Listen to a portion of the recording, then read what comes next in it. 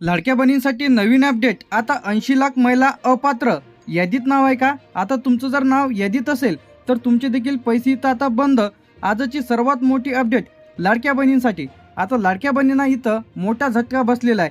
म्हणजे सरकारने आता ई-केवायसी न केल्यामुळे जे काही निष्कर्षात आलेले जे काही महिला जवळपास 80 लाख महिला यामध्ये अपात्र ठरलेल्या आहे। आता अशी जे काही चर्चा आहे, आता मे महिन्याचे जे काही पैसे आहेत ते आता कोणाला मिळणार आहे, आता यादीत नाव कसं पाहायचं आहे हे पाहण्यासाठी व्हिडिओला तुम्ही शेवटपर्यंत बघा।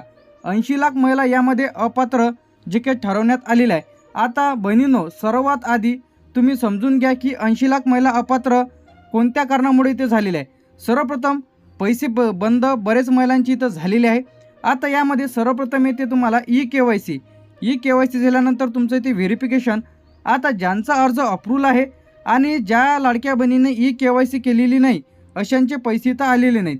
आता तसेच अनेक महिलांचे पैसे थेट DBTद्वारे आधार लिंक खात्यामध्ये पैसे तर जमा होते, परंतु बरेच महिलांचं आधार सेंडिंग नाही, त्यामुळे त्यांना पैसे आले नाही। बरेच महिलांचं काय DBT खातं लिंक नाही, म्हणजे त्यांच्या बँक पासबुकला डायरेक्ट बेनिफिट ट्रान्सफर म्हणजे DBT लिंक नसल्यामुळे त्यांच्या खात्यामध्ये पैसे जमा झालेले नाहीत। अशा कारणामुळे बरेच महिला अपात्र ठरलेल्या आहेत। याचप्रमाणे आता ई-केवायसी, ज्या महिलांनी ई-केवायसी केलेली नाही तर अशा महिलांचे पैसे तर थांबवून ठेवण्यात आलेले आहे। आता मोबाईलवरून यादी कशी चेक करायची हे सांगणार आहे मी तुम्हाला। सर्वप्रथम गुगलवरती जाऊन किंवा तुमच्या मोबाईलमध्ये क्रोम ब्राउझर ओपन करा। लाडकी बहीण योजना .महाराष्ट्र.gov.in या वेबसाईटवरती यायचं आहे। प्रोफाईल लॉग इनमध्ये टाकायचं आहे तुमचा ॲप्लिकेशन नंबर किंवा तुम्ही तुमचा मोबाईल नंबर टाकायचा आहे। यामध्ये तुम्हाला दिसेल की तुमच्या खात्यामध्ये किती पैसे जमा झालेले आहे। याचप्रमाणे तुमचा अर्ज पेंडिंग आहे, रिजेक्ट आहे। आता ज्यांची कोणाची ई-केवायसी राहिलेली असेल तर अशांनी लगेच तुम्ही तुमची ई-केवायसी करून घ्यायची आहे। आता लाडक्या बहिणींची ई-केवायसी कशी करायची आहे, आपल्या चॅनलवरती व्हिडिओ अपलोड केलेला आहे, तर लगेच करा। त्याचप्रमाणे तर बहिणींनो, आता अफवावरती लक्ष देऊ नका। यामध्ये 80 लाख जे काही महिला अपात्र आहेत तर ते कशामुळे आहेत? जर तुम्ही ई-केवायसी केली, आता ई-केवायसीची पुन्हा संधी येऊ शकते, त्याबद्दल चर्चा सुरू आहे। तर आता त्या संदर्भात जे काही अपडेट येईल, जसे की ई-केवायसी सुरू होईल तर तुम्हाला आपल्या चॅनलच्या माध्यमातून सर्वात पहिले आपल्या चॅनलवरती तुम्हाला अपडेट मिळेल।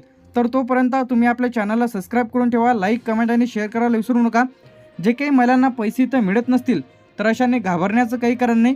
जसे की ई-केवायसी सुरू होईल, जेव्हा तुम्ही दुरुस्ती कराल तर त्याचे जे काही मागील हप्ते देखील तुमच्या खात्यामध्ये जमा होण्याचे जास्त चान्सेस आहे। आता ई-केवायसी इथं मुदत संपल्यानंतर 80 लाख महिला यामध्ये अपात्र ठरलेल्या आहेत। 2.4 कोटीवरून थेट लाभार्थी 1.7 कोटीवर आलेली आहे संख्या जे की लाभार्थ्यांची आहे। तर लाडक्या बहिणींनो, इथं घाबरण्याचं काही कारण नाही। जे की 80 लाख महिला अपात्र ठरलेल्या आहेत, लवकरच लाडक्या बहिणींची ई-केवायसी पुन्हा इथं सुरू होणार आहे।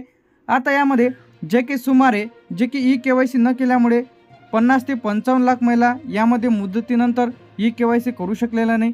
ज्यांचं वार्षिक उत्पन्न जास्ती आहे 2.5 लाखापेक्षा, तर अशा महिला यामध्ये अपात्र ठरलेल्या आहेत। आता तुम्ही लगेच तुमचं नाव यादीमध्ये आहे की नाही तपासा, की तुमचा अर्ज पेंडिंगमध्ये आहे किंवा अप्रूव्हल आहे की रिजेक्ट झालेला आहे की पेंडिंगमध्ये आहे। लगेच तपासा। DBTद्वारे खात्यामध्ये पैसे तर जमावण्यास सुरुवात।